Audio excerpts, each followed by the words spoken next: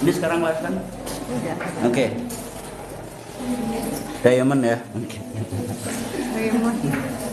Oke, assalamualaikum warahmatullahi wabarakatuh. Selamat siang semuanya. Dan ya nggak apa-apa, ini agak terlambat kita waktunya. Saya terlambat, Anda juga terlambat. Jadi nggak apa-apa sih, karena saya sudah terlambat. Oke, silakan ditutup pintunya. Oke, saya kemarin minggu lalu ya menjelaskan tentang apa kemarin minggu lalu. Saya cerita tentang apa atau apa kegiatan kita sambil kita. Tentang ini tuh Pak, yang bahasa Indonesia aja. Nah, ternyata kebetulan saya nemukan atau ingat saya pernah bikin PowerPoint-nya itu untuk di apa namanya waktu itu untuk YouTube juga, dan tadi kebetulan saya share itu apa namanya rekaman-rekaman lama saya belum ada mata kuliah geografi budaya, dan ketika ada geografi budaya di channel yang sebetulnya channelnya baru. Waalaikumsalam. Di channel lama juga cukup banyak, ada sekian 25 video atau berapa, itu silahkan saja. Dan itu apa ya, itu kebanyakan memang improvisasi dari beberapa buku. Pertama saya menggunakan satu buku yang judulnya Turn to Cultural Geography, atau bergerak atau berubah atau menuju geografi budaya.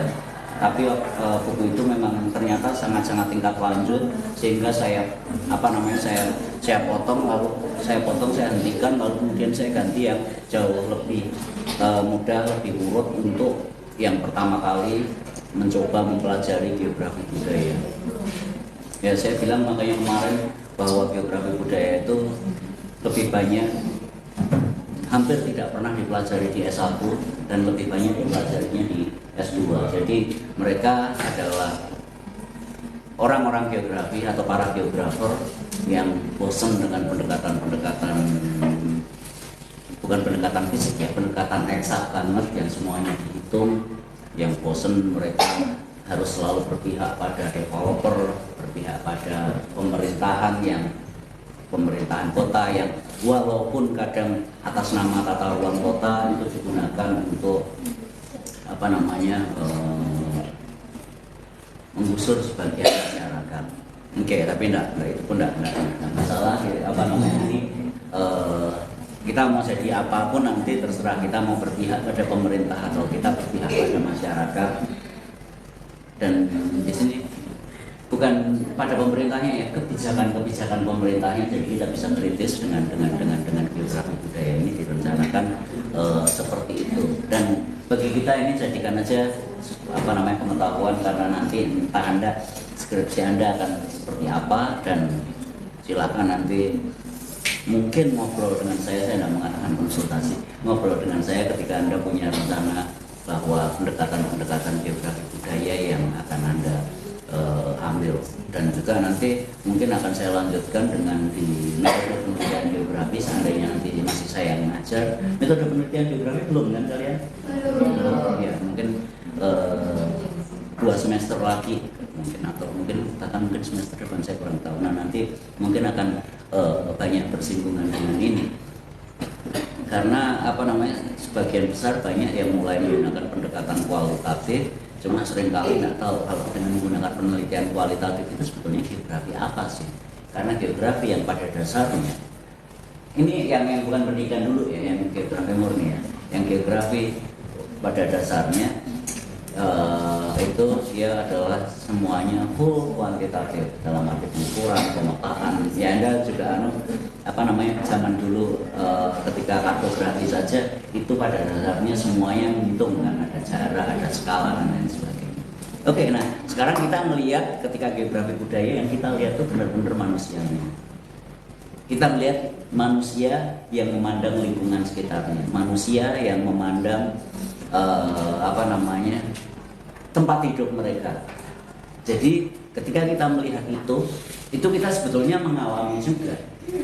Kita mengalami juga, dan apa ya, mengalami juga, dan bagi saya ini sangat-sangat kontekstual karena selain kita ingin mengetahui, orang-orang itu mengetahui, melihat ruangnya atau mendefinisikan ruangnya itu seperti apa, kita juga sudah mempunyai itu. Jadi kita tinggal bukan cross check ya. Kita akan banyak memiliki pertanyaan yang sebetulnya itu pertanyaan buat diri kita sendiri, tapi bisa kita tanyakan ke orang lain. Ya. Misalnya seperti ini ya, saya kan punya proyeksi atau definisi atau makna tentang ruang di sini, ruang seminar ini. Kenapa saya suka menggunakan ruang seminar ini? Itu pasti saya punya alasan-alasan tertentu. Ada AC-nya, kalau pas berfungsi ini adem enggak kalian ini? Sebetulnya AC ini ternyata tergantung lingkungan di luar. Kalau di luar panas banget, ya dia mau mendinginkannya juga. Oke, enak di sini papan tulis ada, proyektor besar. Terus kalau jumlah kalian tidak terlalu banyak, itu juga pas banget. Karena ketika kita di ruang atas, Anda mojok di belakang sana, saya di depan, suara saya harus jauh lebih keras. Nah itu pun juga, wah itu cukup melelahkan, walaupun sama-sama melelahkan ya, karena di sini kering karena AC ya. Tapi saya ngobrol segini aja, kemungkinan yang paling belakang itu masih bisa mendengarkan. Oke, ini kita lanjutkan kemarin dan kita mulai membaca buku ini yang kebetulan sudah ada. Saya pernah membuat ringkasannya. Oke, di sini buku yang kita bahas kemarin adalah Map of Meaning. Sambil duduk saya nggak apa-apa ya? Karena saya sempat jalan-jalan muter-muter. Oke, di sini adalah Map of Meaning atau peta-peta pemaknaan ya. Peta-peta pemaknaan. Dan ini jamak ya, Maps of Meaning. Di sini peta-peta pemaknaan, kalau misalnya kita belum baca bukunya di dalam, pasti kita akan, apalagi kita dari disiplin ilmu geografi, peta pemaknaan. Masa sih pemaknaan ada petanya? Bukankah peta itu adalah hal-hal yang fisik? Ya seperti kita bayangkan kemarin waktu tahun lalu ya, kita belajar kartografi, kan fisik dalam arti walaupun dia ada bisa secara digital, kan fisik. Sementara meaning atau pemaknaan, bisa nggak penafsiran? Penafsiran meaning bisa. Ini tentang di sini kita akan banyak membahas atau bukan memperdebatkan ya,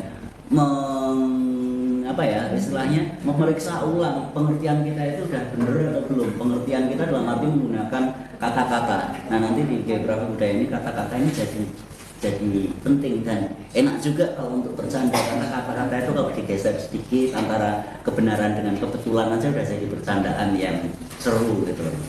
Udah pernah dengar belum yang perbedaan kebenaran dan kebetulan? Saya udah pernah cerita ke kalian belum? Cerita sedikit ya biar relax.